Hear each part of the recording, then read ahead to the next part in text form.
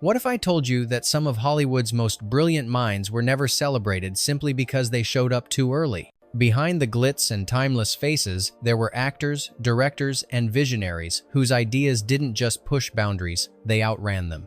But Hollywood, ever terrified of what it can't control, looked the other way. Sometimes it mocked, sometimes it punished, and, more often, it simply erased. This isn't a story of underdogs who rose to glory. This is a story of artists who were right all along, but had to carry the weight of being right too soon. They spoke truths the world wasn't ready to hear. They lived lives that defied the rules. They created, believed, and resisted in a system designed to flatten individuality. From a glamorous starlet who pioneered modern wireless communication, to a Broadway legend erased for being both black and brilliant. From men who wore their politics on their sleeves, to women who dared to direct, write, and speak when they were told to smile and obey. This is a roll call of names that should have been legendary long before history caught up. Some of them died forgotten. Others lived long enough to see the world realize what it had missed. So here are 20 stars who weren't misunderstood. They were just mistimed.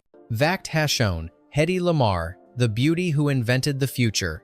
To Hollywood, she was just another imported beauty with hypnotic eyes and perfect cheekbones. But Hedy Lamarr wasn't interested in being worshipped, she wanted to be heard. While studios dressed her in glittering gowns and fed her vapid lines, Lamarr was secretly sketching complex engineering diagrams in her dressing room. In the 1,940 seconds, she co-invented a frequency-hopping communication system technology that would later become the backbone of Wi-Fi, Bluetooth, and GPS. But the US Navy dismissed it, telling her to sell war bonds instead. She was too pretty to be taken seriously. Hollywood rewarded her with contracts, not credit. And for decades, she was remembered more for bathing nude in ecstasy than for changing the future of global communication. It wasn't until the late 1,990 seconds, decades after her prime, that scientists and historians finally acknowledged her patent as groundbreaking. But by then, Lamarr was living alone, forgotten, and bitter. She once said, "The brains of people are more interesting than the looks, I think." The tragedy? She was right, and the world realized it 50 years too late. Fact #2.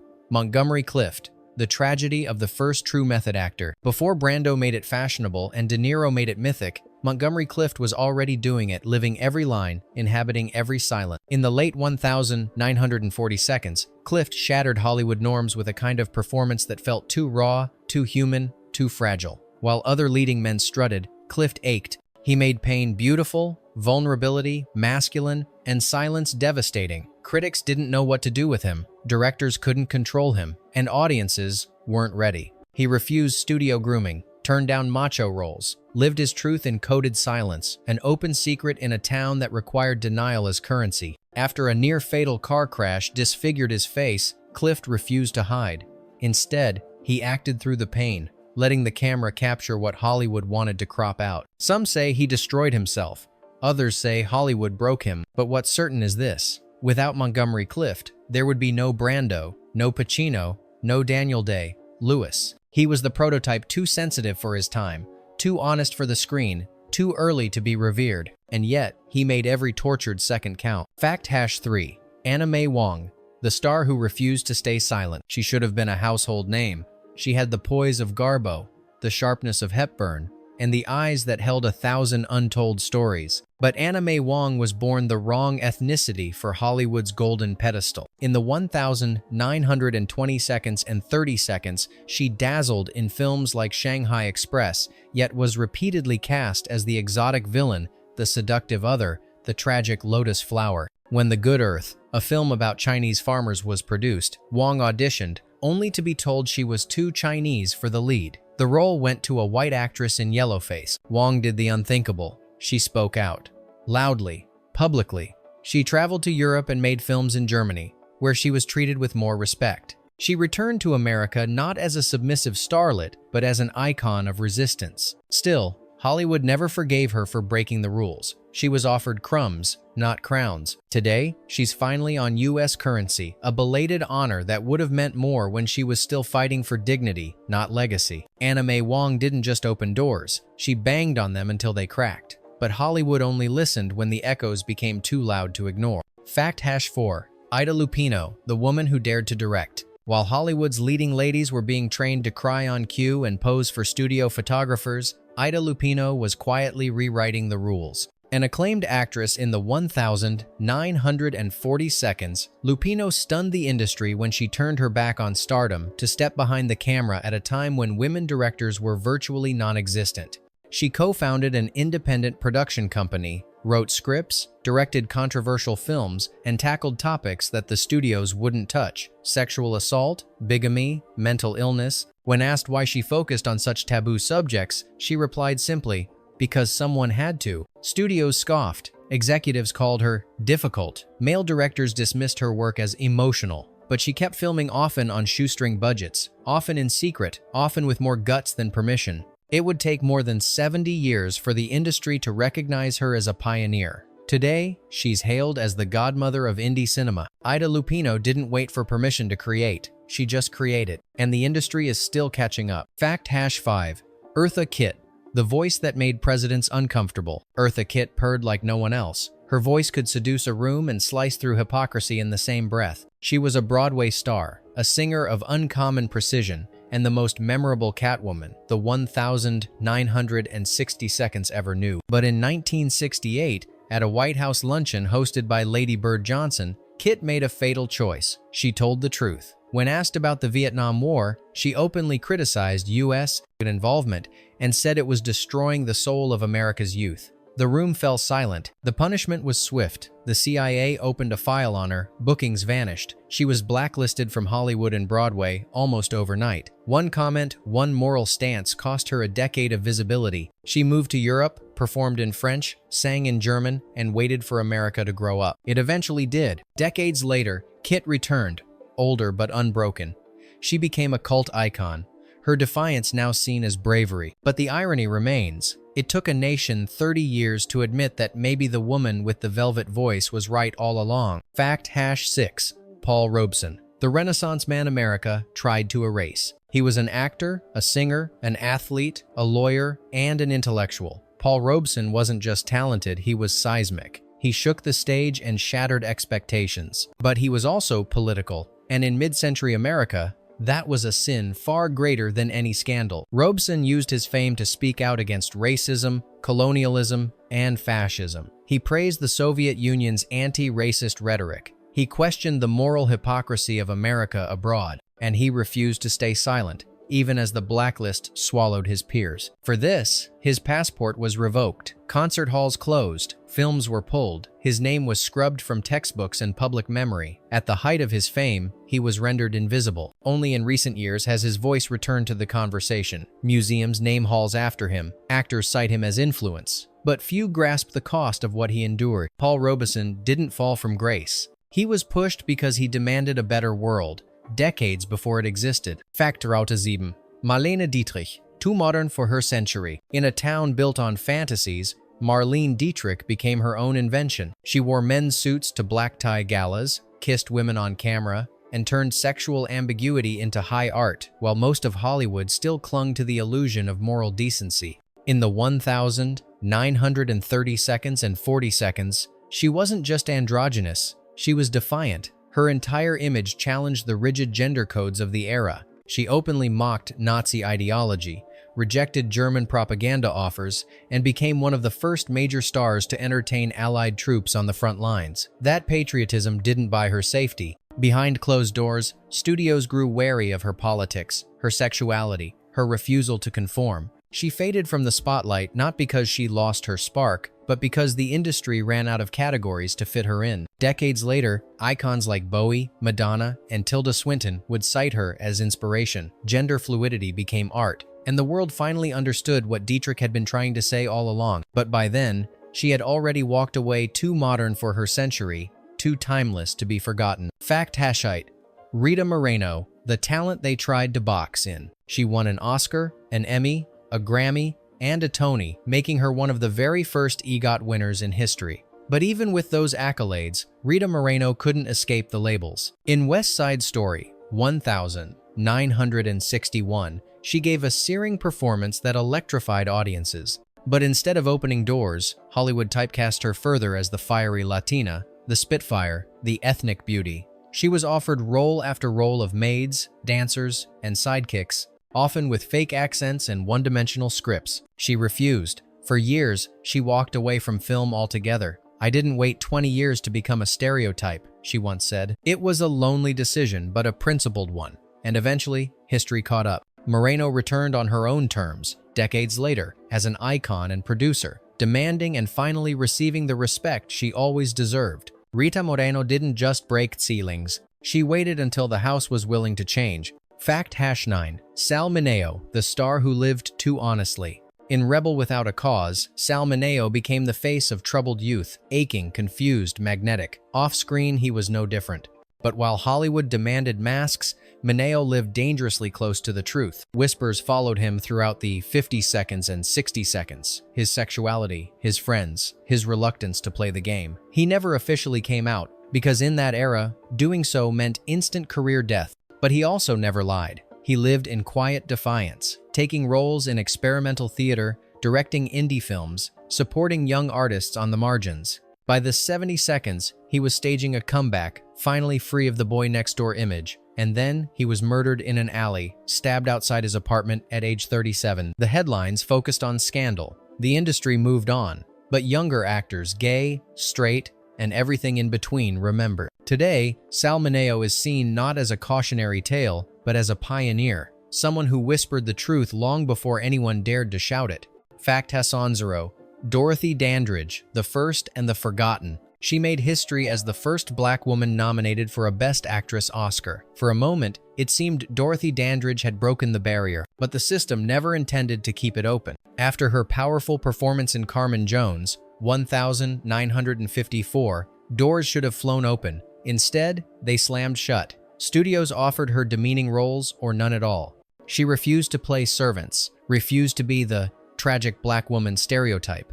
And so, she waited and waited. Hollywood made her a symbol, not a working actress. Meanwhile, her white co-stars soared. Dandridge endured bankruptcy, heartbreak, and tabloid attacks. She died at 42, her brilliance dimmed not by time, but by exclusion. Only decades later did new generations discover her legacy. She wasn't just the first, she was also one of the best, and that makes her erasure even more unforgivable. Dorothy Dandridge didn't fail Hollywood. Hollywood failed her. Fact #9. Donald Sutherland, the rebel in the spotlight. Long before it was trendy for celebrities to speak out, Donald Sutherland turned his fame into a political weapon. In the Vietnam era, he didn't just oppose the war, he toured with Jane Fonda, co-created anti-war satire, and publicly condemned American foreign policy. Studios were nervous. Sponsors pulled funding. Some casting agents quietly blacklisted him. And yet, he persisted, choosing roles that challenged power structures and exposed moral gray zones. In Clute, Don't Look Now, Ordinary People, he played men at the edge, both literally and ideologically. He never chased stardom. He chased stories that mattered. That made him dangerous, in an era obsessed with bland heroes and quiet compliance. Now, in retrospect, Sutherland is revered as an actor who never played it safe, but for decades, he was simply labeled difficult. Sometimes being ahead of your time means being alone in your convictions. Donald Sutherland was never alone. He just didn't wait for the world to catch up. Fact #2. Thelma Ritter, the icon who refused to be pretty. In an industry addicted to glamour, Thelma Ritter refused to play the game. She wasn't thin, wasn't young, didn't wear designer gowns or hide her Brooklyn accent. She played maids, mothers, and busybodies, characters with grit, sarcasm, and humanity. And she stole every scene she was in. Ritter was nominated for 6 Oscars and never won once. Why? Because she didn't fit the mold of a leading lady. She didn't pretend. She didn't transform. She simply was funny, fierce, and real. In a studio system obsessed with illusion, she embodied truth. Her presence told audiences, you don't have to be beautiful to matter. Today, character actors are celebrated. Back then, they were afterthoughts. Thelma Ritter wasn't supporting cast. She was the spine holding the story upright. Fact #3. Rosalind Russell, the woman who made funny smart.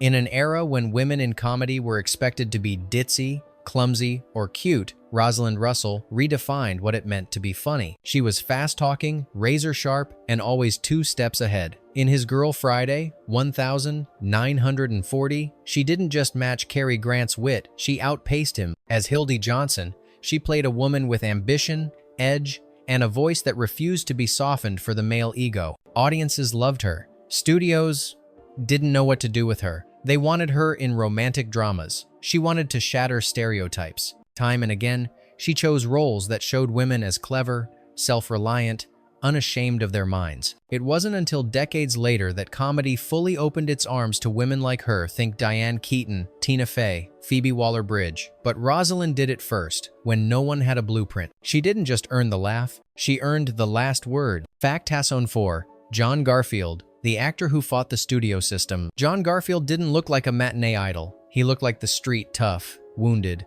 unscripted. And that's exactly what made him dangerous. Trained in the group theater and steeped in method-style performance before it had a name, Garfield brought a rawness to screen that was unpolished but magnetic. He refused to sign the typical long-term studio contracts. He wanted freedom, artistic control, and better roles, not just for himself, but for others. For that, he was branded uncooperative. During the Red Scare, he refused to name names. He denied being a communist but refused to betray his friends. The industry turned its back. His health declined. He died of a heart attack at 39. The tragedy wasn't just his early death. It was how Hollywood punished independence. Today, stars have agents, freedom, production companies. John Garfield was fighting for all of that in the 1,940 seconds. Fact Hasson 5. James Baldwin, the writer Hollywood couldn't contain. He was never a studio darling. He never wanted to be. James Baldwin was a black, gay, outspoken intellectual who told stories about America's deepest wounds. He wrote novels, essays, speeches, and scripts Hollywood refused to produce. When The Welcome Table and Giovanni's Room were pitched for adaptation, executives balked. Too political, too queer, too honest. So Baldwin bypassed the system. His books became Bibles for those searching for truth in a country of denial. His voice, unapologetically black, unapologetically human, echoed through generations. Only now is Hollywood scrambling to adapt his work. Barry Jenkins, Raoul Peck, new documentaries. But Baldwin saw the future long ago. He knew cinema could liberate or lie, and he demanded it tell the truth. James Baldwin didn't want fame. He wanted revolution on film. We just didn't have the courage to follow him. Fact Hashanix, Harry Belafonte, the star who used fame as ammunition. To many, he was the king of Calypso, a voice that brought day to America's radios. But Harry Belafonte wasn't here to entertain the comfortable. He was here to confront them. As one of the first black artists to achieve crossover fame in the 1,950 seconds, Belafonte could have played it safe. Instead, he marched with Martin Luther King Jr., funded civil rights movements, criticized U.S. foreign policy, and even turned down film roles that perpetuated stereotypes. This made him powerful and polarizing. Government agencies monitored him. Studios distanced themselves. He was branded a radical, his screen opportunities dwindling despite his immense popularity. Still, he never stopped. He mentored new activists. He produced films that told untold stories. He believed that fame meant nothing if you didn't use it. Today, celebrity activism is a brand. Back then, it was a risk. And Belafonte took it over and over again. Fact Hasson 7. Lillian Gish, the silent star who fought for artistic control. Long before the auteur theory was born, Lillian Gish was already demanding it. Known as the First Lady of American cinema, Gish was more than a wide-eyed ingenue of silent films. She worked with D.W. Griffith, but refused to be his puppet.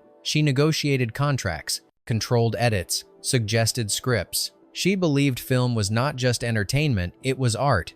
And art needed protection from profit-hungry studios. As talkies arrived and youth took over, she was pushed aside. But she never stopped fighting for preservation, integrity, and respect for actors as creative forces, not just pretty faces. She gave lectures into her 90s. She called out sexism and ageism before either had a name. She was part actress, part archivist, part visionary. In an era when actresses were discarded like yesterday's headlines, Lillian Gish built a legacy that refused to vanish with the silence. Fact Hasson 8. Diana Sands, the trailblazer Broadway refused to celebrate. Diana Sands should have been the next great dramatic actress of her generation. Her performance in A Raisin in the Sun was electric, layered, fierce, devastating. She held the stage with poise that outshone her co-star. She broke color barriers on Broadway and took roles that no black actress had ever been offered. But Hollywood didn't know what to do with her. The few roles available to black women were one-dimensional, and she refused them. She aimed higher, dreamed wider. In 1973, she was cast opposite James Earl Jones in a romantic comedy. A black woman as a love interest, not a maid, not a martyr. But cancer took her before filming began. She was 39. Hollywood moved on. Her name faded. But actors who followed Viola Davis, Angela Bassett stood on her shoulders. Diana Sands didn't just break ground. She left footprints that others would one day follow. Fact Hassanine.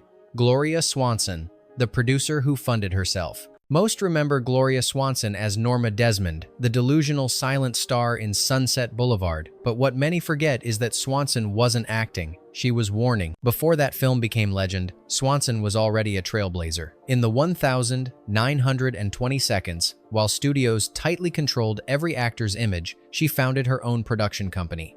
She selected scripts, hired crews, raised funds. She even teamed up with Erich von Stroheim to make Queen Kelly a film so provocative it was shut down mid-production. Studios called her reckless, critics called her indulgent, but in truth, she was a woman demanding creative autonomy decades before it was considered acceptable. Her career suffered, power punished her, but when she re-emerged in Sunset Boulevard, delivering a performance both haunting and prophetic, it was Hollywood's guilt staring into the mirror. Gloria Swanson wasn't a fading relic. She was the future that came too soon and left too soon. Fact #20. Roddy McDowall, the actor who became Hollywood's memory. He could have been just another child star turned character actor. Instead, Roddy McDowall became something far more vital, the unofficial archivist of Hollywood's soul. From How Green Was My Valley to Planet of the Apes, he moved through genres and decades with quiet grace. But behind the scenes, he did something few others even considered. He documented. He photographed his co-stars, recorded private moments, collected lost reels, preserved screen tests and rare prints that studios deemed disposable. He wasn't chasing nostalgia, he was protecting history. While execs bulldozed the past to make room for the next blockbuster,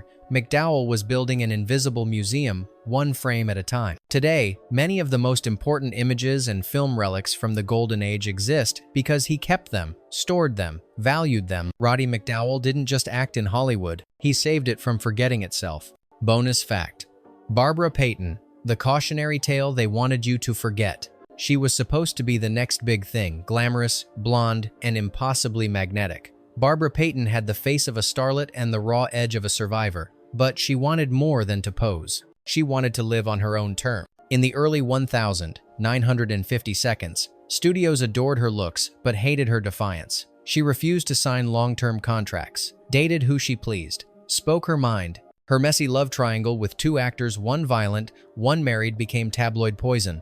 Hollywood turned its back. She spiraled, roles vanished, money disappeared, addiction followed. By the time she was 35, she was arrested for prostitution. The same headlines that once called her a blonde bombshell now mocked her fall. But behind the mugshots was a brutal truth. Payton had been chewed up by an industry that wanted sex appeal without sex autonomy, a system that thrived on fantasy but punished women for being human. She died at 39, broke and alone, no redemptive arc, no comeback story. But maybe she doesn't need one.